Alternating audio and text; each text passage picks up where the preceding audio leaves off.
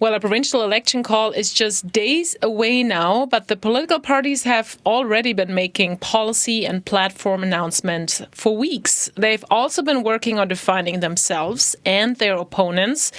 So what do the parties want this election to be about? Well, to help us answer that, we are joined by our public affairs panel. Dale Richardson is principal at Earnscliffe Strategies and a former political staffer with the Saskatchewan Party.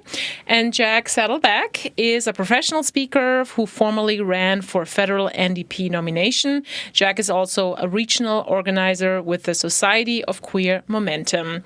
Dale, hello to you. Hi. And Jack, hello. Hello.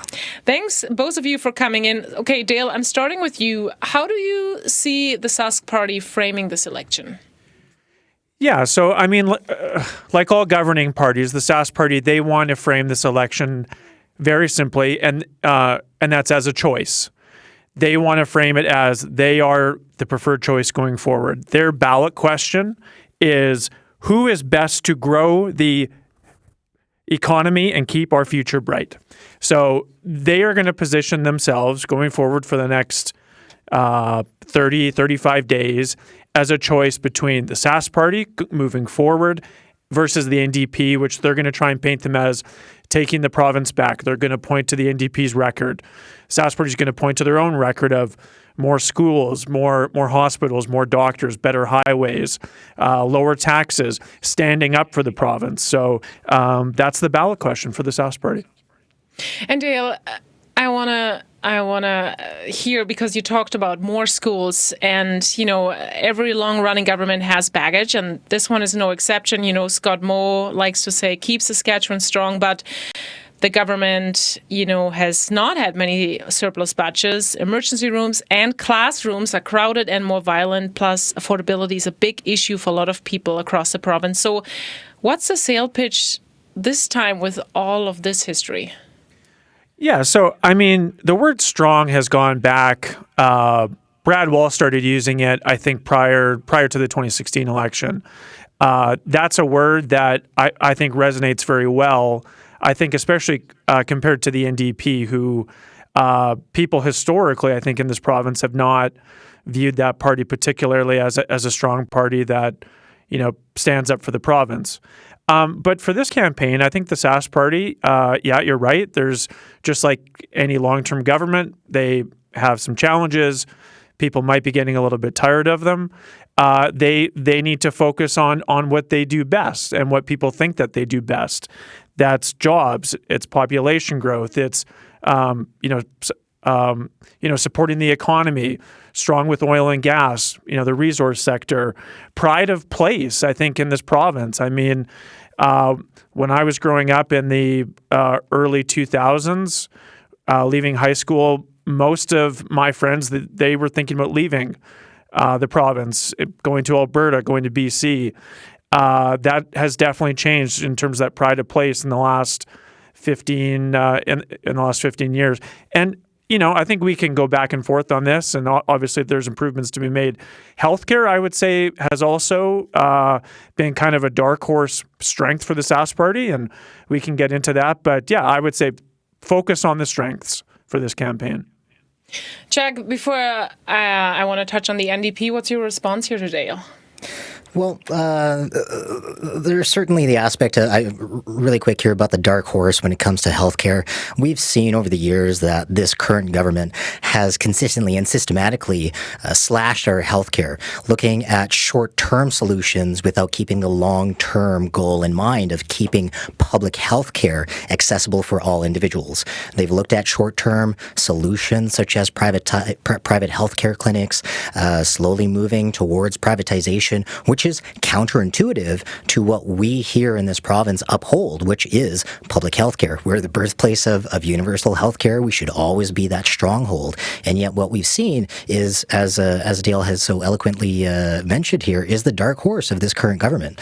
And second to that is the tiredness. I think that many individuals in our province are starting to see with this current government. They've been in power for about 17 years now. That's the almost a whole lifetime of one young person who was born when they first got into power. Now they're just, let's say, getting out of high school. That is a whole lifetime for this young individual who has grown up under this current government.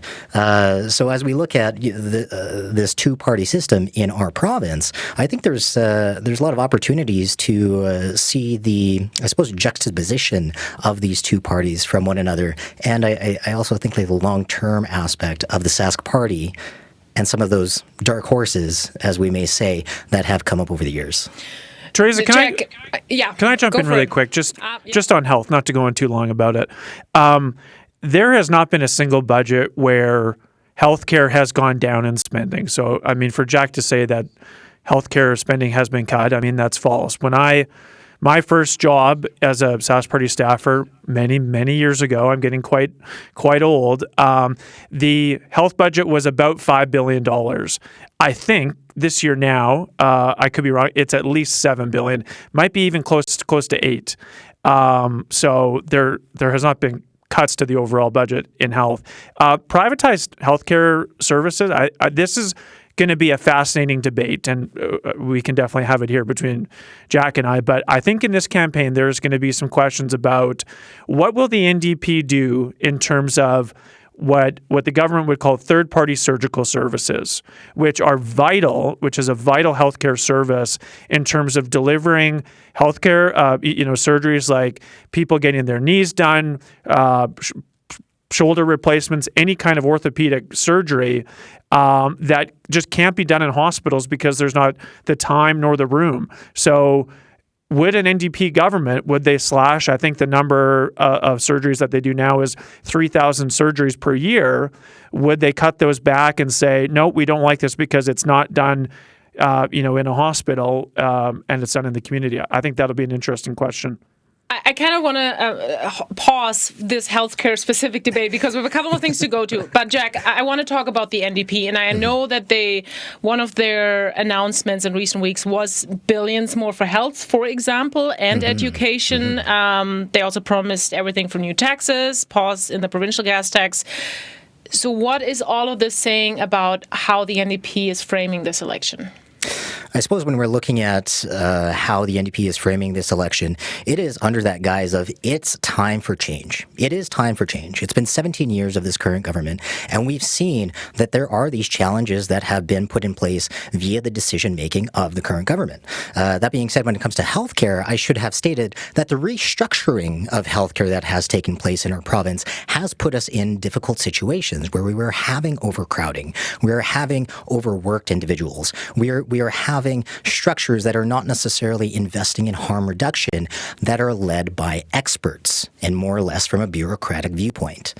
With that being said, the NDP is looking strongly at education, healthcare, affordability, that tough on crime, and I'm going to use that very loosely out of my own personal opinion. They're also looking at growing the economy, and I am quite curious about the actual, what we say is called the fully costed platform that is going to balance this budget that Carla Beck is looking to introduce over this next short little while. We should, I hopefully, see that before Tuesday, this platform. But with that being said, there's also housing. I think housing is a huge issue here when also tying that into homelessness, tying that into substance use and addiction issues that we're seeing all across our province, which then ties itself all the way back into healthcare, social services, and all of these things that are just simply connected. And Jack, you touched on this. We haven't heard yet from Carla Beck on the NDP about the details about how they would pay for all these promises. They say we'll get the details, in the first week or so of the campaign. What do you make of that approach? Why don't we learn about it now? Well, I think it's a multifaceted and very complex situation that we're having to look at. I'll be the first one to say I am no economist here. I study sociology. I look at the aspects of society, but all of it is intertwined. So looking at the numbers, we have to understand that from my own viewpoint, the NDP is going to look at how there is this current overtaxing of the citizen and undertaxing of the corporation. So what does that look like as they're bringing this platform forward? I'd be curious to see, are they going to go after corporations a little harder over this next little while? And in my own personal opinion, I think that would be a good move. Dale, I want to, of course, hear your response to that, but also what you think of the NDP's approach so far, focusing on affordability and funding for education and health. Well, I mean, I think if the NDP wants to bring in a wealth tax, which is what they tried to do in 2020, they should definitely do that, because in 2020 that really did not go well for the NDP. So I think it'll be very interesting to see how they do plan to spend for, I think it's estimated at about $4 billion more in spending that they've announced already. I think a lot of people have questions about that. So yeah, whenever they put out their fully costed platform, it'll be very interesting to see what they say. In terms of focusing on affordability, it makes sense. I mean, it's been the number one issue for years now. I think going back into the pandemic, the Sask Party, they're going to focus on that as well. It doesn't take a genius to look at polling and see that cost of living is the number one issue. And if they don't respond to it, then that would be pretty silly. So both campaigns are going to focus on that for sure. I have a last question for both of you. And Dale, I'm going to give this to you first. Recent polls have shown the gap between the NDP and the Sask Party have tightened. Right now, which party do you think has the momentum or maybe the enthusiasm factor that will get voters out? I don't think either of the parties have a great enthusiasm factor. I think that's shown in polling these days. It is definitely closer than in past elections. There's no question about it. I think in this province for the last number of elections, we've gotten used to the Sask Party coming out with major majorities, 35, 40 seats, with the NDP well behind. So this election will be different in that regard. It will certainly be closer. It could be that the Sask Party maybe wins with a 10-seat advantage, or even 8 to 9 seats. But in the context of the rest of Canada, I mean, other provinces they would kill to have that kind of result.